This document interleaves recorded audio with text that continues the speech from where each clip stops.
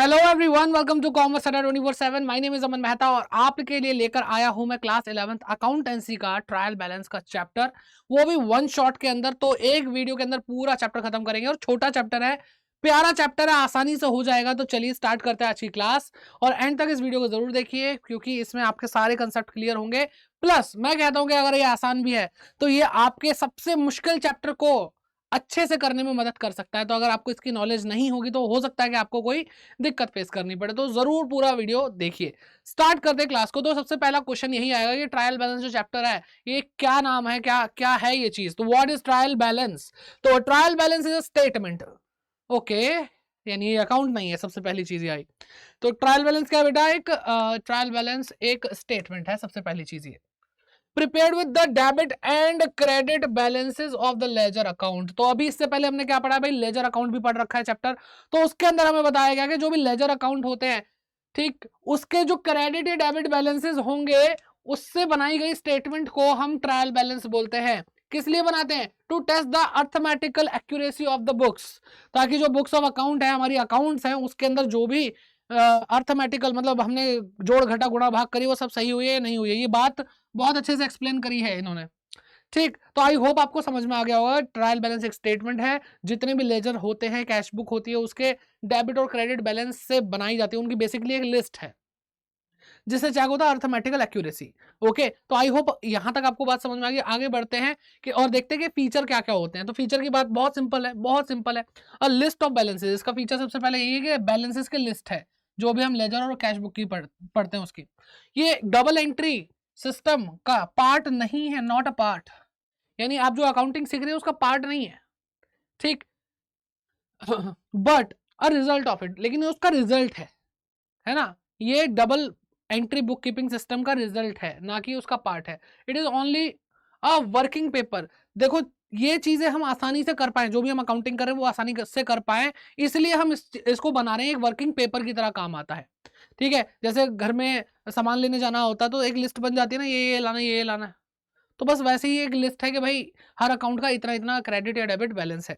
फिर बात करते हैं थर्ड पॉइंट की। It can be prepared on any date. ये किसी भी डेट पर प्रिपेयर हो सकता है। तो इससे समझ में आता है सिर्फ एक पर्टिकुलर डेट के लिए, ये पर्टिकुलर पीरियड के लिए नहीं है, एक पर्टिकुलर डेट के लिए है। ठीक है, okay. It verifies the arithmetical correctness. ये इसका फीचर एक और ये है कि ये वेरीफाई करता है कि जो भी मैथमेटिकल चीजें हैं वो हमने सही तरीके से करी हैं या नहीं करी हैं। जो भी हम पोस्टिंग कर रहे हैं इंट्रेस्ट की, उसकी करेक्टनेस को, अर्थमेटिकल करेक्टनेस को देखता है। It is not a conclusive proof of the accuracy. अब ये करेक्टनेस देख रहा है, लेकिन इसका मतलब ये नहीं है कि अगर यहाँ ये ट्रायल बैलेंस है, ये एकदम सही बना तो इसका मतलब सब कुछ ठीक है। नहीं, ऐसा नहीं है। ये कोई कंक्लूसिव प्रूफ नहीं है। It is helpful in preparing final accounts. तो जब साल खत्म होता है और सारे खाते बंद करके, सारी एंट्रीज क्लोज करके, हम क्या करते हैं? फाइनल अकाउंट्स बनाते हैं ताकि हम प्रॉफिट एंड लॉस निकाल सकें। हम ये देख सकें कैसी परफॉर्मेंस रही पूरे साल भर, क्या पोजीशन तक हम पहुंच चुके हैं। ठीक है, तो फाइनल अकाउंट बनाने में हमारी मदद करेगा। फाइनल अकाउंट क्या क्या होता है? क्या होता है? ट्रेडिंग अकाउंट होता है, प्रॉफिट एंड लॉस अकाउंट होता है, बैलेंस शीट होती है, जो कि आपके इस मिड टर्म में नहीं, आगे जो फाइनल एग्जाम होगा उसमें बहुत आएगा, बहुत जबरदस्त तरीके से। सबसे मेन चैप्टर वही होगा इस पूरी बुक का। तो इसलिए मैं कह रहा हूँ कि इसी की मदद से वो बनना है, तो अच्छे से पढ़ लेना। ठीक, फीचर्स आपको समझ में आ गए होंगे। अब बात करते हैं ऑब्जेक्टिव। ये इसको बनाने का ऑब्जेक्टिव क्या है, इसका फंक्शन क्या है? To ascertain the arithmetical correctness. यही इसका क्या हो गया बेटा? यही इसका ऑब्जेक्टिव हो गया। ठीक है, to help prepare the final account. देखो, चीजें रिपीट होती है लेकिन वही है कि फंक्शन भी यही है, फीचर भी यही है। अब क्या करें? ये क्या है? ये हर अकाउंट की summary of each account, her account की समरी है, क्योंकि जो बैलेंसेस होते हैं वही क्या कर रहे हैं बेटा? उस अकाउंट को रिप्रेजेंट कर रहे हैं। और हर बैलेंस किसके अंदर है? ट्रायल बैलेंस के अंदर लिखा जाता है। तो फिर क्या हो गया? वो समरी ही तो बन गई। To help in locating error. और कुछ अगर हमसे एरर हो रहे हैं तो उसको लोकेट, उसको पहचानने में हमारी मदद करता है। तो ये इसके ऑब्जेक्टिव और फंक्शंस होते हैं। अब लिमिटेशन पे आते हैं। ये मुझे पढ़ने में बहुत मजा आता है। तो लिमिटेशंस की बात करते हैं। तो एरर ऑफ प्रिंसिपल। देखो, आपको आगे पढ़ना है, लेकिन स्टिल मैं आपको पहले ही बता देता हूँ। रेक्टिफिकेशन ऑफ एरर नाम का एक चैप्टर है कि आपसे जो अकाउंटिंग के अंदर गलतियां होती हैं उसको आपको रेक्टिफाई करना है। तो उस टाइम पे आपको सिखाया जाएगा कि रेक्टिफिकेशन जो हम करते हैं तो कितने तरह के एरर होते हैं, उनकी रेक्टिफिकेशन होती है। तो उसमें से एक एरर है कौन सा? Error of principle. दूसरा कौन सा है? Compensating error. और यही दोनों एरर जो होते हैं ये हमारे ट्रायल बैलेंस की क्या होती है बेटा? कमी होती है, लिमिटेशन होती है। ट्रायल बैलेंस सब कुछ कर लेगा लेकिन इन दो एरर को मतलब नहीं संभाल सकता। कैसे? एरर ऑफ प्रिंसिपल का मतलब क्या है कि भाई क्या हुआ कि हमने एक मशीनरी खरीदी और मशीनरी को इंस्टॉल करने के लिए हमने इंस्टॉलेशन चार्जेस दिए, ठीक है, इंस्टॉलेशन चार्जेस दिए तो होना क्या चाहिए भाई, जो होना चाहिए वो तो चलो छोड़ो, पहले मैं आपको बताता हूँ करा क्या। Installation charges, installation account debit कर दिया, installation expenses account debit to machinery, sorry to bank, हमने पैसा दिया ना इंस्टॉलेशन एक्सपेंसेस का, इंस्टॉलेशन एक्सपेंसेस दिए हमने और पैसा कम हो गया। आपको भी सर एक्सपेंस डेबिट होते हैं और बैंक अकाउंट क्रेडिट हो जाएगा, बिल्कुल सही। तो इसमें प्रॉब्लम क्या है? तो बेटा जहां पर भी आपको रूल्स की, अकाउंटिंग की जो समझ है वो थोड़ा कम हो और उस वजह से अगर आप कोई गलती करते हैं तो उस एरर को हम एरर ऑफ प्रिंसिपल बोलते हैं। और यहाँ पे एग्जैक्टली वही हुआ है। आपको एक चीज पढ़नी है और एक चीज आपको समझनी है कि जब भी हम कोई भी असेट को ला रहे हैं तो उसके इंस्टॉलेशन का खर्चा, सारी चीजें जो उसका भाड़ा किराया वगैरह उसको लाने में लग गया, वो सारा का सारा उसकी कॉस्ट में ऐड हो जाता है।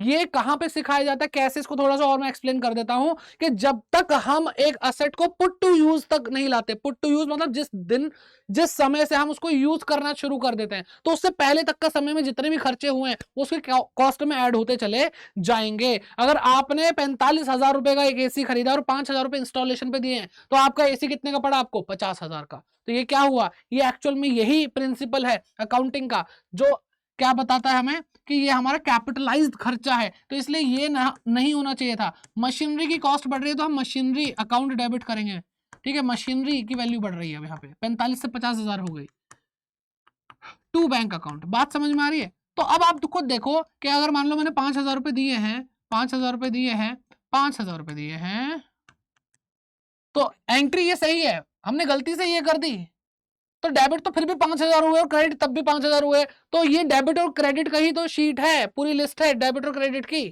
तो ट्रायल बैलेंस को क्या पता चल रहा है कि किस वजह से डेबिट हुआ? बस डेबिट होना चाहिए था, ये पता होना जरूरी है। तो आई होप आपको समझ में आ गया होगा कि भाई ऐसे एरर नहीं पकड़ पाएगा हमारा जो ट्रायल बैलेंस है। फिर बात करते हैं कंपनसेटिंग एरर की। कंपनसेटिंग एरर क्या होते हैं? तो कंपनसेटिंग एरर वो एरर होते हैं जो कंपनसेट कर देते हैं, यानी कंपनसेटिंग का मतलब क्या होता है? क्षतिपूर्ति करना।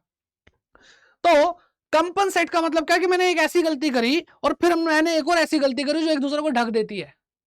कि मैंने मान लो मोहन को 500 रुपए देने थे और मैंने मोहन को 50 रुपए दे दिए और मुझे सोहन को 50 रुपए देने थे, लेकिन मैंने सोहन को 500 दे दिए, तो अल्टीमेटली मेरे 550 रुपए जाने थे और चले गए, लेकिन गलती तो करी। तो दो गलतियों ने एक दूसरे को ढक लिया और डेबिट क्रेडिट बिल्कुल बराबर आ रहा है, तो क्या हमारे ट्रायल बैलेंस को पता चलेगा? बिल्कुल भी नहीं पता चलेगा। तो कंपनसेटिंग एरर हो गया, एरर ऑफ प्रिंसिपल हो गया, ये दोनों ही एरर ट्रायल बैलेंस की गिरफ्त से बच जाते हैं। तो इसलिए ट्रायल बैलेंस की ये कमी है, कमजोरी है।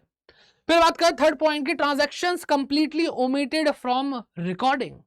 मुझे ये एंट्री करनी थी और मैं पूरी की पूरी भूल गया, तो मैं डेबिट भी भूल गया, मैं क्रेडिट भी भूल गया। तो डेबिट भी 5,000 से कम, क्रेडिट भी 5,000 से कम, तो डेबिट क्रेडिट 5,000 से कम हो रहा है। ये एक्चुअल में मान लो जो भी टोटल आएगा ये कम है या ज्यादा है, ऐसे कैसे पता चलेगा? डेबिट ज्यादा आ जाए क्रेडिट कम आ जाए तो 100% कि कुछ ना कुछ गड़बड़ है, लेकिन ऐसे केस में कैसे पता चलेगा जो भी टोटल आएगा कि वो ज्यादा है या कम है? ठीक है, तो जब भी हम कंप्लीटली ओमिट करते हैं, ओमिट मतलब भूल जाते हैं, तो हम ना डेबिट पे इंपैक्ट डाल रहे हैं ना क्रेडिट पे इंपैक्ट डाल रहे हैं, तो हमारा जो ट्रायल बैलेंस का डेबिट क्रेडिट का टोटल है वो इक्वल आने वाला है, तो ट्रायल बैलेंस ये भी नहीं पकड़ पाएगा। फिर बात करते हैं रिकॉर्डिंग बोथ एस्पेक्ट ट्वाइस। मैंने 5,000 की जगह 10,000 रुपए लिख दिया होता, यानी मैंने 5,000 दो बार एक्सपेंस लिख डाला, तब भी डेबिट क्रेडिट दोनों साइड बराबर ही आती, फिर से गड़बड़ हो गई। तो फोर्थ पॉइंट के हिसाब से भी क्या हो गया, हमारा ट्रायल बैलेंस हमारी इस गड़बड़ को पकड़ नहीं पाएगा। क्योंकि ट्रायल बैलेंस है क्या? लप्पू से ट्रायल बैलेंस है। कहने का मतलब क्या, डेबिट और क्रेडिट दोनों साइड जो है बेटा, दोनों साइड को टोटल करते हैं, टोटल करके देखते हैं, अरे बराबर है, चलो ठीक है। आ रही है बात समझ में? Correct amount in correct side but in wrong account. Correct amount 5,000 रुपए लिखना था, क्रेडिट साइड पे लिखना था, क्रेडिट साइड पे लिखा लेकिन किसी और अकाउंट में। तो भाई अल्टीमेटली ट्रायल बैलेंस ये देख रहा है क्रेडिट हुआ या नहीं हुआ, किसी भी अकाउंट में हो। डेबिट होना, डेबिट हुआ या नहीं हुआ किसी भी अकाउंट में हो, तो ये भी एक तरह का एरर है जो नहीं पकड़ा जाएगा। वैसे इसको भी बोलते हैं हम एरर ऑफ कमीशन, ठीक है, ये बाद में पढ़ेंगे, rectification of error mid term के बाद का सिलेबस है वो। ओके, फिर बात करते हैं wrong amount is debited and credited perfectly. हमें 500 रुपए 5000 लिखना था, लेकिन मैंने क्या करा बेटा, गलती से उसको 4000 रुपए लिख लिया और 4000 ही डेबिट कर दिया, 4000 ही क्रेडिट कर दिया। तो डेबिट क्रेडिट साइड दोनों बराबर आ रही होंगी ट्रायल बैलेंस में, फिर गड़बड़ नहीं पकड़ पाएगा हमारा ट्रायल बैलेंस। तो ये सारी क्या होती है बेटा, लिमिटेशंस होती हैं, इसको अच्छे से ध्यान से समझो, देखो, पढ़ो। एंड आई होप आपको यहां तक समझ में आ रहा है। कोई दिक्कत है तो कमेंट बॉक्स में कमेंट करके जरूर बताएं। चलिए आगे बढ़ते हैं, ट्रायल बैलेंस का फॉर्मेट देख लेते हैं कैसा होता है भाई। तो ट्रायल बैलेंस का अगर हम फॉर्मेट देखें, बिल्कुल प्यारा सा होता है। अकाउंट का नाम यहाँ लिखेंगे, हेड ऑफ अकाउंट, जो भी cash account, bank account, capital account, debtor, सब कुछ यहाँ लिखेंगे। अब जो भी एलएफ इसलिए आया है यहाँ पे, एलएफ इसलिए आया है क्योंकि जो भी हम लिख रहे हैं वो क्या है बेटा, लेजर्स के बैलेंसेस है। तो वो लेजर कौन से पेज पे लिखा है, वो पेज नंबर यहाँ पे लिखा जाएगा, कहां से हम उठा रहे हैं इस बैलेंस को, ठीक है। और अगर अब डेबिट साइड और क्रेडिट साइड में आता रहेगा आता रहेगा आता रहेगा, अब कौन सा बैलेंस डेबिट साइड में आएगा, कौन सा क्रेडिट साइड में आएगा, उसके बारे में बात करते हैं, ठीक है। तो how to post in trial balance, how to post. तो बेटा देखो, मैं आपको मॉडर्न अप्रोच के थ्रू लेकर चलता हूं डेबिट क्रेडिट की, कि आपके पास क्या है बेटा, आपके पास असेट होती है, आपके पास लायबिलिटी होती है, आपके पास कैपिटल भी होती है, जो वो भी एक तरह की लायबिलिटी है, आपके पास एक्सपेंसेस एंड लॉसेस होते हैं जिनका सेम नेचर होता है, आपके पास इनकम होती है और आपके पास प्रॉफिट होता है जो सेम नेचर के होते हैं, ठीक है। क्योंकि एक्सपेंस हो या लॉस हो, जब भी होगा तब हम उसको डेबिट करते हैं, इनकम हो या प्रॉफिट हो, जब भी होगा उसको हम क्या करते हैं, उसको हम क्रेडिट करते हैं, ठीक है। तो आई होप यहां तक आपको समझ में आ रहा है। तो असेट जब भी बढ़ती है तो डेबिट होता है, और मैं तो कह रहा हूं छोड़ो, मैंने आपको लेजर पढ़ा रखा बेटा, और लेजर जब पढ़ाया था तो मैंने आपको बोला था, सारी चीजें समझाई थी कि असेट का ऑलवेज ऑलवेज कौन सा, नॉर्मली कौन सा बैलेंस होता है, डेबिट बैलेंस होता है। तो असेट का कैसा होता है बेटा, डेबिट बैलेंस होता है, ठीक है। लायबिलिटीज का क्या होता है बेटा, नॉर्मली क्रेडिट बैलेंस होता है। एक्सपेंसेस क्या होते हैं बेटा, एक्सपेंसेस डेबिट होते हैं, तो उनका बैलेंस भी डेबिट होगा। ये क्या होते हैं, क्रेडिट होते हैं। मैं ये नहीं कह रहा कि आएंगे ट्रायल बैलेंस में, मैं आपको बता रहा हूं बस, ठीक है। तो डेबिट बैलेंस क्रेडिट बैलेंस आपको पता है, तो जो जो जैसे कैपिटल है, अब आप खुद बताओ, कैपिटल का क्रेडिट बैलेंस तो क्रेडिट कॉलम में जाएगा, डेबिट में क्यों जाएगा। आपके पास बिल्डिंग है, बिल्डिंग का डेबिट बैलेंस होगा, क्रेडिट माइनस में बिल्डिंग होती है किसी के पास, मेरे पास 5 बिल्डिंग नहीं है, ये क्या होता है, ऐसा थोड़ी होता है। तो ऐसा तो मेरे पास भाई 2000 करोड़ बंगले नहीं है, तो ऐसा तो बहुत नेगेटिव में चला जाएगा। तो असेट्स नॉर्मली नेगेटिव नहीं हो सकती, इसलिए इसका जो बैलेंस होता है वो क्या होता है बेटा, डेबिट बैलेंस होता है। और इसकी नॉलेज अच्छे से लेने के लिए लेजर का वन शॉट जरूर देखें, और आपको आई बटन में सारे ही वन शॉट में कोशिश करूंगा कि आपको यहाँ पे वन शॉट दिख जाए, पूरी प्लेलिस्ट। तो अच्छे से पढ़ते रहो भाई, बहुत जरूरी है 11th क्लास का बेस बनाना। 11th क्लास में हुई गड़बड़ तो फिर आगे तो गड़बड़ होनी तय है, ठीक है। आई होप आपको यहाँ तक समझ में आ चुका है। आगे बढ़ते हैं, तो और एग्जांपल लेने क्या, डेटर है, क्रेडिट, डेटर है तो डेबिट बैलेंस, क्रेडिटर है तो क्रेडिट बैलेंस होगा, बैंक का लोन है क्रेडिट बैलेंस होगा, आपके पास बिल रिसीवेबल है डेबिट बैलेंस होगा, ओके। चलिए, अब एक चीज है जिसके बारे में स्पेशली हमें पढ़ना है, और वो क्या है बेटा, क्लोजिंग स्टॉक। क्लोजिंग स्टॉक का ना कुछ अलग सिस्टम चल रहा है। क्लोजिंग स्टॉक नॉर्मली ना आपको ट्रायल बैलेंस में दिखेगा ही नहीं, और आपको ट्रायल बैलेंस में लिखना भी नहीं है, ठीक है। ट्रायल बैलेंस में नहीं लिखना है नॉर्मली। तो क्या लिखा है, journally closing stock does not appear in the trial balance, आता ही नहीं है ट्रायल बैलेंस में। It is given as additional information, आपको एडिशनल इंफॉर्मेशन के रूप में आउटसाइड द ट्रायल बैलेंस दिया होगा। If the closing stock appears in the trial balance, अगर क्लोजिंग स्टॉक ट्रायल बैलेंस में आ रहा है, क्योंकि ऐसा हो सकता है कि ट्रायल बैलेंस में आ जाए, अपीयर हो जाए, वैसे नॉर्मली जर्नली नहीं होता, डज नॉट अपीयर, लेकिन अगर आ जाए इन the trial balance, it will be appear in the debit side, क्योंकि क्लोजिंग स्टॉक स्टॉक है, स्टॉक क्या होता है बेटा, एसेट होता है, तो एसेट तो डेबिट साइड आएगा ही, है ना, बताया था ना मैंने आपको। Debit column the trial balance, it means that it is already adjusted through purchases by debiting the closing stock and crediting the purchases account। अब बेटा मैं आपको अगर ये बात बताऊंगा ना तो थोड़ा थोड़ा हम मिड टर्म के सिलेबस से आगे भाग जाएंगे, यानी कुछ चीजें हैं जो आपको आगे ज्यादा अच्छे से समझ में आएंगी। स्टिल मैं थोड़ी कोशिश करता हूं, हमेशा ध्यान रखना ट्रायल बैलेंस में जो चीज आई मतलब दिखाई दे रही है उसका एक इम्पैक्ट हो चुका है, और हर चीज के 2 इम्पैक्ट होते हैं, ठीक है। समझा रहा हूं, समझ लो, कोई बात नहीं, मजा आएगा, ठीक है, काम आ ही जाती है चीजें। तो ट्रायल बैलेंस में जो चीज दिखाई दे रही है इसका मतलब उसका एक इंपैक्ट पड़ चुका है, अब एक इंपैक्ट पड़ना बाकी है। और जो आप ट्रायल बैलेंस से बाहर दिखाते हैं वो क्या है बेटा, उसका एक भी इंपैक्ट नहीं पड़ा। ठीक है, तो जो भी ट्रायल बैलेंस के अंदर आपको बैलेंसेस दिख रहे हैं उनको हम बाद में लेकर जाएंगे फाइनल अकाउंट बनाने के लिए। जैसा कि अभी बताया हमें कि फाइनल अकाउंट बनाने में हमारी हेल्प करता है। और फाइनल अकाउंट क्या है, हमें प्रॉफिट और लॉस देखना पूरे साल भर का, ये 31 मार्च को होता है काम। तो उस टाइम पे अगर भाई हम उसको लेकर के जाएंगे दूसरा इंपैक्ट पड़ जाएगा। देखो कोई भी चीज आती है और जाती है, यही प्रकृति का नियम है। तो सेम अकाउंटिंग का भी यही नियम है, एक्सपेंसेस आएगा तो डेबिट, जाएगा तो क्रेडिट। सर जाएगा कहां, तो बेटा हम एक्सपेंसेस को जब रिकॉर्ड करते हैं ना तो इसलिए रिकॉर्ड करके रखते हैं कि जब साल का अंत होगा तो सारे एक्सपेंसेस को टोटल करेंगे, सारी इनकम को टोटल करेंगे और देखेंगे कि इनकम ज्यादा थी या एक्सपेंसेस ज्यादा थे। इनकम ज्यादा होगी, एक्सपेंसेस कम होंगे, इसका मतलब प्रॉफिट हुआ है। और अगर आपके एक्सपेंसेस पूरे साल भर में बहुत ज्यादा रहे हैं और आपकी इनकम कम रही है तो वो क्या होगा बेटा, वो आपका लॉस होगा। तो कहने का मतलब क्या हुआ कि जब हमने पहली बार रिकॉर्ड करा कि भैया हमने रेंट दिया, किराया दिया, तो rent account debit to bank हमने जर्नल एंट्री करी, तो वो पहली एंट्री है जब हमने उसको बुक्स ऑफ अकाउंट में एंट्री दी है कि आ जाओ भैया तुम्हारा स्वागत है, तो जन्म ले चुका है। लेकिन इसको अब हम कुछ नहीं करेंगे, पूरा साल खत्म हो जाएगा, साल भर के अंत में जाकर के हम इस रेंट को राइट ऑफ कर देंगे, यानी उसको हम प्रॉफिट एंड लॉस अकाउंट में डाल देंगे, फाइनल अकाउंट्स में डाल देंगे और वो खत्म हो जाएगा। राइट ऑफ करने का मतलब खत्म, आया और गया। बात समझ में आ रही है, नहीं आ रही कोई बात नहीं, इसको वैसे भी हमें फाइनल अकाउंट्स में अच्छे से पढ़ना है।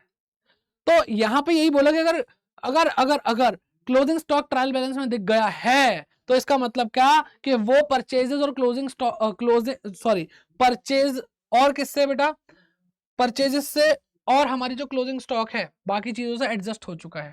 ठीक है, एक आता है एडजस्टेड परचेज। क्या आता है बेटा, एडजस्टेड परचेज, जो आगे ही हम पढ़ेंगे, तो अभी ज्यादा दिमाग नहीं लगाएंगे उसमें, कोई दिक्कत वाली बात नहीं है। अब बस आगे बढ़ते हैं और पढ़ते हैं। तो क्लोजिंग स्टॉक के बारे में हमने देख लिया, अब एक क्वेश्चन हम कर लेते हैं, उसके बाद हमें लगेगा कि हमें आ चुका है। तो सर कोई मेथड वेथड नहीं होता इसको करने का, बेटा मेथड होता है लेकिन आपके कोर्स में नहीं है। तो सीधा सीधा बात है, आपको समझ में आती चली जाएगी। अब ध्यान से देखो, ध्यान से देखो, ध्यान से देखो, चीजें आराम से होने लगेंगी। तो आपको देखा बैंक ओवरड्राफ्ट, पहली बात तो ये लायबिलिटी है, लायबिलिटी है तो क्रेडिट हो, क्रेडिट बैलेंस है ये, तो 85 क्रेडिट कॉलम में जाएगा ट्रायल बैलेंस के। सेल, सेल एक इनकम है, सेल इनकम है, ये भी क्रेडिट साइड में जाएगी। ठीक है, परचेज रिटर्न, परचेज एक्सपेंस होता है, परचेज रिटर्न उसका अपोजिट होता है, परचेज एक्सपेंस होता है यानी वो डेबिट होता है, तो परचेज रिटर्न उसका अपोजिट है तो वो डेबिट, तो ये क्रेडिट होगा। ऐसे याद रख सकते हो आप। ठीक है, डेटर क्या है बेटा, डेटर हमारे एसेट, एसेट का डेबिट बैलेंस होता है, बताया ना मैंने। वेजेस हमारा एक्सपेंस है, ये भी डेबिट में जाएगा। कैपिटल हमारी लायबिलिटी है, क्रेडिट में जाएगी। परचेजेस एक्सपेंसेस है, डेबिट में जाएगा। कैश इन हैंड एसेट है, डेबिट में जाएगा। क्रेडिटर लायबिलिटी है, क्रेडिट में जाएगी। सेल्स रिटर्न, सेल का उल्टा होता है, सेल्स अगर हमारी क्रेडिट होती है तो सेल्स रिटर्न डेबिट हो जाएगा। ठीक है, इक्विपमेंट हमारी एसेट होती है, एसेट डेबिट होती है। ओपनिंग स्टॉक दे रखा है बेटा, ओपनिंग स्टॉक तो ट्रायल बैलेंस में आएगा, क्लोजिंग स्टॉक नहीं आता है, तो स्टॉक स्टॉक होता है, मतलब हमारी एसेट होता है, डेबिट साइड में आएगा। तो बस इस तरह से अब बस आपको लिखना रह जाएगा, इतना अगर आप डिसाइड कर पाते हो ना तो आपका काम क्या रह जाता है, सिर्फ लिखना है, फॉर्मेट के अंदर बस पटक देना है बेटा। ठीक है, तो सबसे पहले बैंक ओवरड्राफ्ट लिखते हैं बेटा 85,000 रुपए का। ठीक है, तो लो भाई, बैंक ओवरड्राफ्ट। ठीक है बेटा, बैंक ओवरड्राफ्ट कितने का है बेटा, बैंक ओवरड्राफ्ट 85,000 रुपए का आपको दिखाई दे रहा है। ओके, चलिए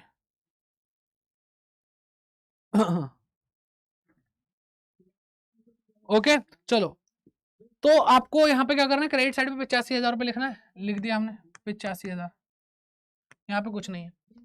फिर क्या है, सेल्स 8,10,000, सेल्स,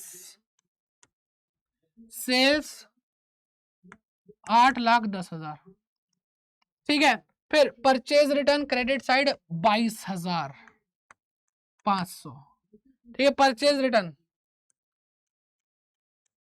परचेज रिटर्न।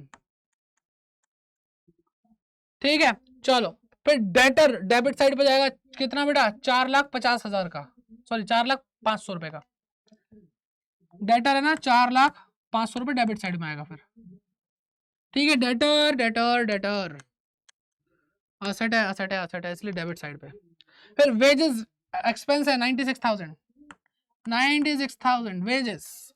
बस मेरे लिए इतना कर दोगे क्या कि जब मैं इसको पूरा लिख दूंगा टोटल, टोटल कर देना बस, ठीक है। कैपिटल कितना बेटा 1,58,750, 1,58,750, 1,58,750 कैपिटल। समझ में आ रही है बात? जितनी भी liability capital incomes, liability capital incomes credit, asset expenses losses debit. आ रही है बात समझ में? चलो आगे बढ़ो। परचेजेस डेबिट होंगे 4,45,000, 4,45,000 और 45,000 पूरे, ठीक है। परचेजेस,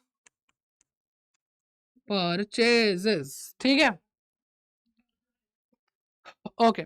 फिर कैश इन हैंड डेबिट होगा 8,500 से।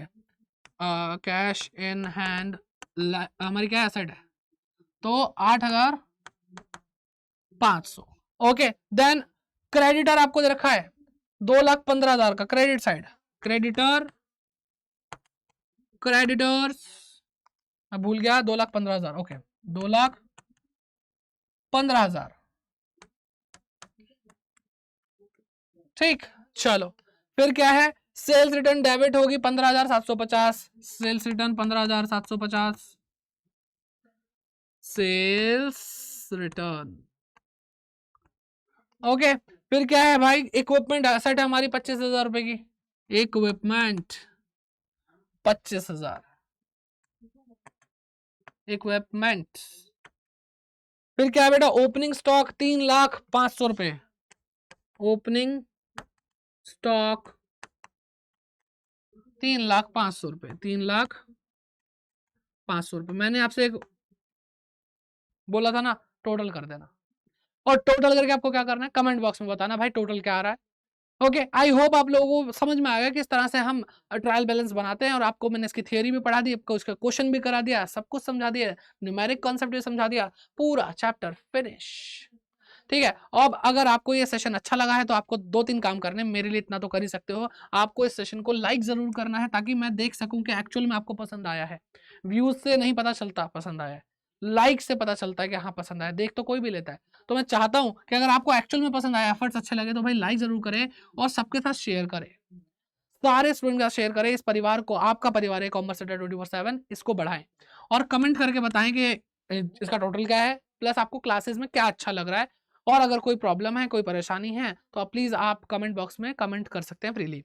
और सब्सक्राइब करें, अगर आप इस चैनल को अभी देख रहे हैं पहली बार, तो सब्सक्राइब करना बनता है, क्योंकि यहाँ पर आपको जिस तरीके से पढ़ाया जा रहा है, जितनी डिटेल में पढ़ाया जा रहा है, पूरी टीम लगी हुई है, इतना बड़ा पैकेज कहाँ मिलने वाला है, तो फटाफट से इसको सब्सक्राइब भी करिए। एंड मैं आपसे ऐसे ही आपसे मिलता रहूंगा, मिलते हैं आपसे नेक्स्ट क्लास में, तब तक के लिए bye bye, take care and keep growing. और चेक कर लीजिए भाई हमारी पूरी प्लेलिस्ट।